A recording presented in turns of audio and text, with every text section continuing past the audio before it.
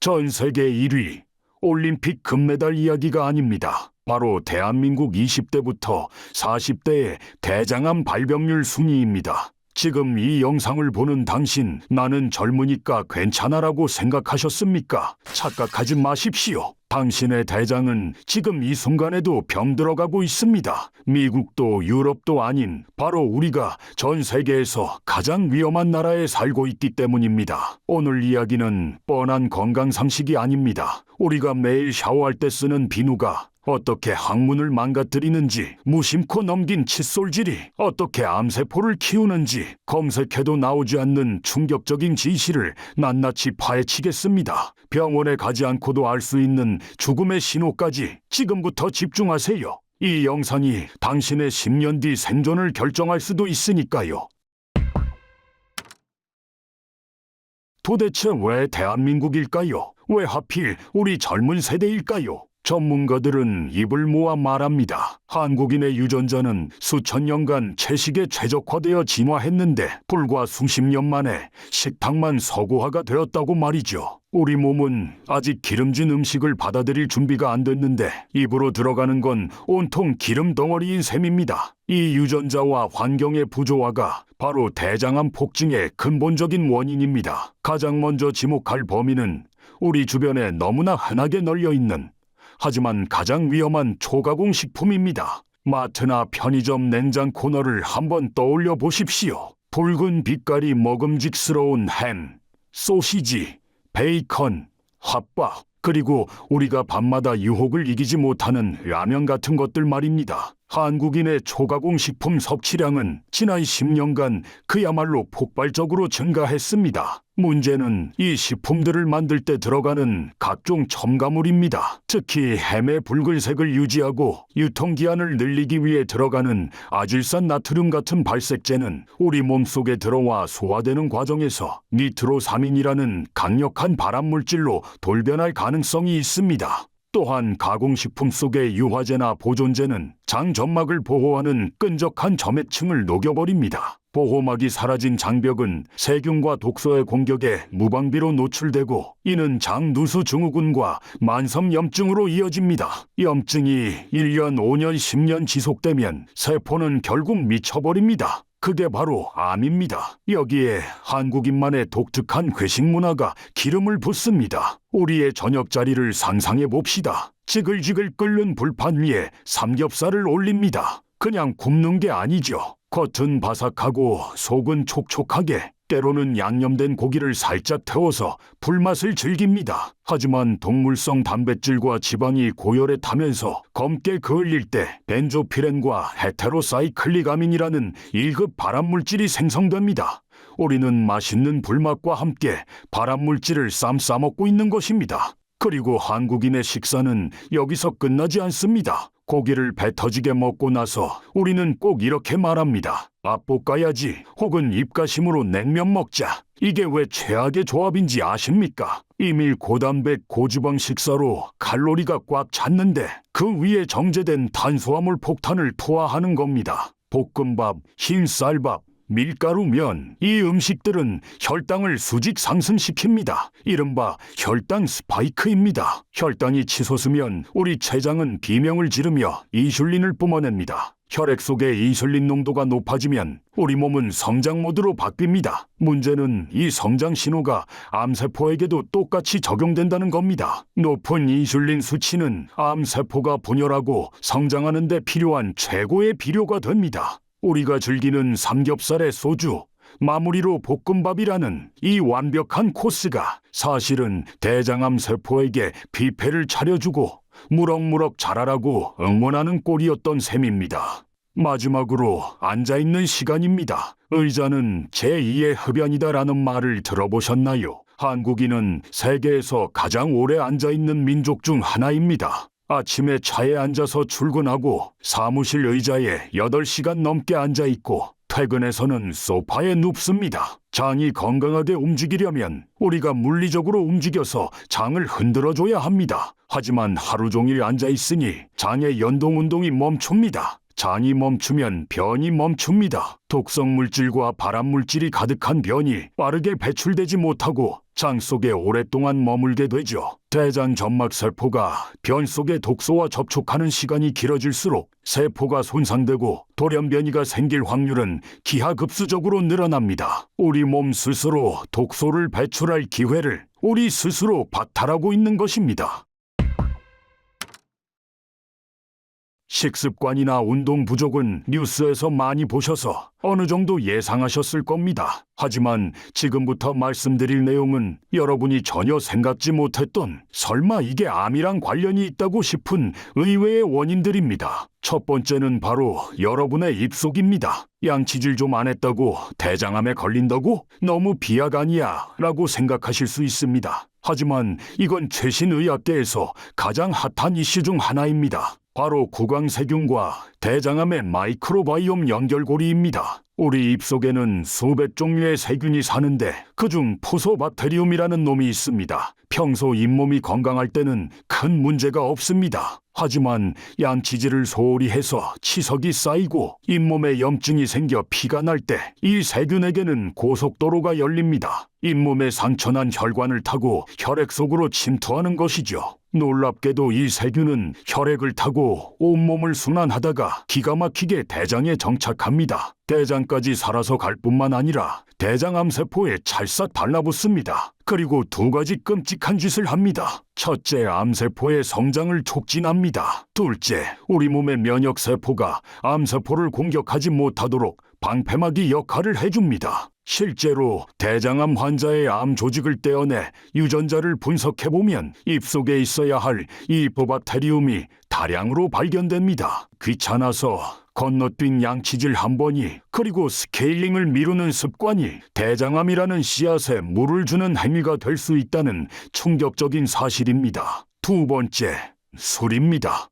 술이 간에 안 좋은 건 알겠는데 대장이랑 무슨 상관이야 하실 겁니다. 특히 술 한 잔만 마셔도 얼굴이 홍당무처럼 빨개지는 분들 주목하십시오. 주변에서 혈액순환이 잘 돼서 그래 라고 농담하죠. 아닙니다. 이건 몸이 보내는 적색경보 그 자체입니다. 술의 주성분인 알코올이 우리 몸에 들어오면 간에서 분해되는데 이 과정에서 아세트알데하이드라는 물질이 생깁니다. 이건 1급 발암물질입니다. 보통 사람들은 효소가 나와서 이걸 다시 물과 이산화탄소로 분해해 배출합니다. 하지만 얼굴이 빨개지는 분들은 유전적으로 이 독성 물질을 분해하는 효소가 부족하거나 아예 없는 사람들입니다. 남들은 술을 마시고 해독을 끝낼 때 이분들의 몸속에서는 1급 발암물질인 아세트알데하이드가 분해되지 않은 채 혈액을 타고 온몸을 돕니다. 그리고 대장 점막 세포의 DNA를 직접적으로 공격하고 파괴합니다. 연구 결과에 따르면 술을 마시면 얼굴이 빨개지는 사람이 계속 술을 마실 경우 그렇지 않은 사람보다 대장암 발병 위험이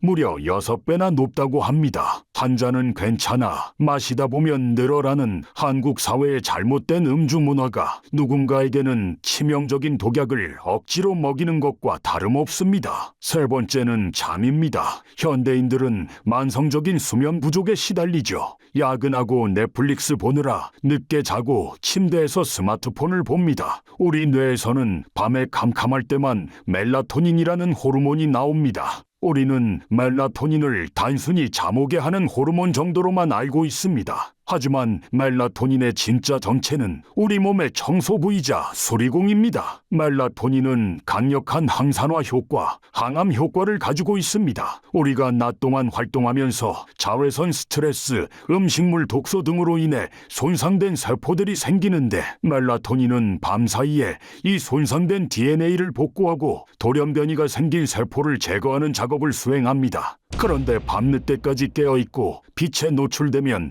멜라토닌이 나오지 않습니다. 대장세포의 DNA 손상을 복구할 골든타임을 놓치는 것입니다. 실제로 야간 교대 근무를 오래 한 간호사나 승무원들에게서 대장암 발병률이 유의미하게 높다는 연구 결과들은 잠이 단순한 휴식이 아니라 암을 예방하는 적극적인 치료 과정임을 증명합니다.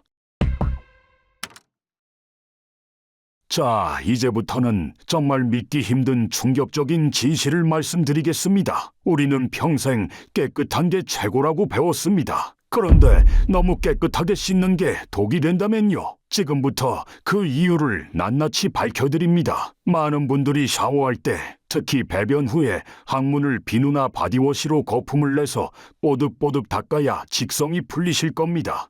조금이라도 잔여물이 남으면 냄새가 나거나 병균이 생길 것 같아 불안하기 때문이죠. 찜찜해서 하루에도 몇 번씩 씻는 분들도 계십니다. 하지만 항문외과 전문의들은 진료실에서 환자들에게 이렇게 호소합니다. 제발 비누칠 좀 멈추세요. 왜일까요? 우리 몸의 구조를 이해해야 합니다. 우리 입술이 얼굴 피부와 다르듯이 항문도 일반 피부와는 전혀 다른 조직입니다. 항문 주변에는 항문샘이라는 곳에서 미세한 기름막이 분비됩니다. 이 얇은 천연 기름막은 아주 중요한 역할을 합니다. 예민한 점막을 코팅해서 대변 속에 있는 수많은 세균이 침투하지 못하게 막아주고 피부끼리 마찰을 줄여주는 천연 윤활유이자 보호제입니다. 그런데 우리가 매일 샤워할 때마다 강력한 계면 활성제가 들어있는 비누나 바디워시로 이곳을 닦아내면 어떻게 될까요? 네, 이 소중한 보호막이 전부 녹아서 씻겨 내려갑니다. 보호막이 사라진 항문 피부는 어떻게 될까요? 마치 겨울철 튼 입술처럼 사포같이 거칠어지고 건조해집니다.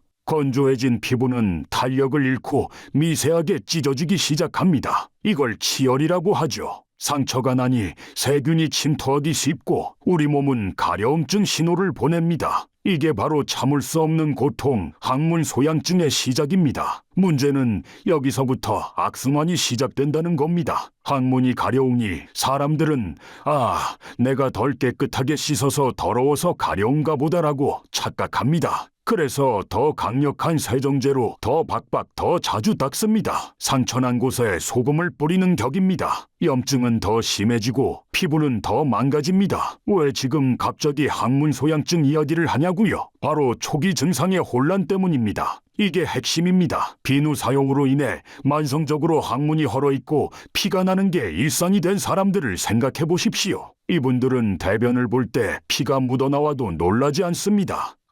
또 비누로 너무 닦아서 찢어졌나 보다 하고 대수롭지 않게 넘겨버립니다. 그런데 만약 그 피가 단순 상처가 아니라 대장암이 보내는 위험 신호였다면요. 직장암 초기에도 출혈이 발생합니다. 하지만 잘못된 세정 습관 때문에 출혈에 무감각해진 사람은 내 몸이 보내는 마지막 구조 신호인 혈변을 보고도 단순 상처로 오해하고 방치하게 됩니다. 결국 병을 키워서 손 쓸 수 없는 지경이 되어서야 병원을 찾게 만드는 주범이 바로 이 과도한 청결일 수 있다는 것입니다. 그럼 어떻게 해야 할까요? 더럽게 살라는 말이 아닙니다. 정답은 물입니다. 항문은 우리 몸에서 가장 섬세한 곳 중 하나입니다. 미지근한 물로만 부드럽게 씻는 것이 가장 완벽한 세정법입니다. 굳이 세정제를 써야 한다면 약산성의 항문 전용 청결제를 쓰시고 일반 비누는 절대 금물입니다. 그리고 씻는 것보다 더 중요한 건 말리는 것입니다. 습기는 세균 번식의 원인입니다.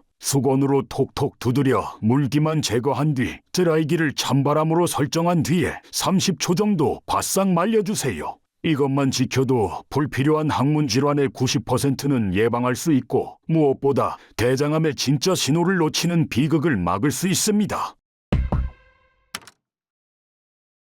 이제 가장 중요한 시간입니다. 집중하세요. 병원에 가지 않고도 오늘 당장 지금 바로 화장실에서 여러분의 대장 건강을 확인할 수 있는 자가 진단법입니다. 단순 치질과 목숨을 위협하는 대장암 증상을 명확하게 구별하는 눈을 가지셔야 합니다. 다음 3가지 포인트는 캡처해서 꼭 기억해 두십시오. 첫 번째, 가장 결정적이고 눈에 띄는 증거는 피의 색깔입니다. 여러분이 용변을 보고 뒤처리를 했는데 휴지에 피가 묻었습니다. 놀라지 말고 색을 보십시오. 만약 아주 맑고 선명한 빨간색 피가 휴지에 묻거나 변기에 뚝뚝 떨어진다면 너무 걱정하지 않으셔도 됩니다. 이는 대부분 항문 입구가 찢어진 치열이나 치질일 가능성이 높습니다. 출혈 부위가 항문과 가깝기 때문에 피가 산화되지 않고 빨간색 그대로 나오는 것이죠. 하지만 대장암은 다릅니다. 특히 대장 안쪽 깊은 곳, 상행결장 같은 곳에서 암이 발생해 출혈이 생기면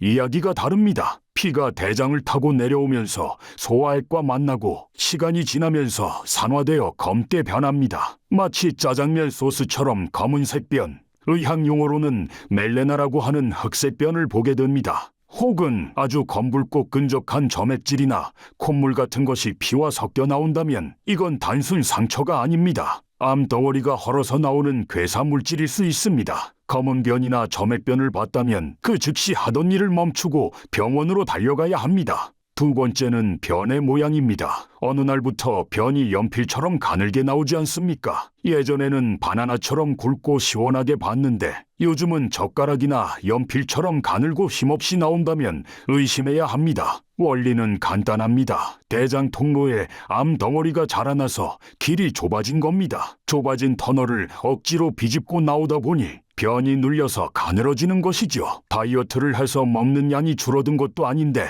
변이 계속 가늘게 나온다면 대장의 어딘가가 물리적으로 막혀 있다는 명백한 신호입니다. 세 번째는 잔변감, 의학적으로는 2급 후증이라고 부르는 증상입니다. 화장실을 다녀와서 물을 내렸는데도 뭔가 묵직하게 기가 남아있는 찝찝한 느낌, 다시 앉아봐도 나오는 건 없고 힘만 드는 그 느낌입니다. 이게 왜 위험하냐면 우리 뇌의 착각 때문입니다. 직장 쪽에 암 덩어리가 생기면 우리 뇌와 신경은 그 암 덩어리를 아직 배출되지 않은 대변이라고 착각합니다. 그래서 변을 다 배출했는데도 뇌는 계속 아직 똥이 남았다, 빨리 밀어내라는 신호를 괄약근에 보냅니다. 그래서 하루에도 몇 번씩 화장실을 들락날락하게 되죠. 화장실을 다녀와도 개운하지 않은 묵직한 불쾌감이 지속된다면 지체하지 마십시오.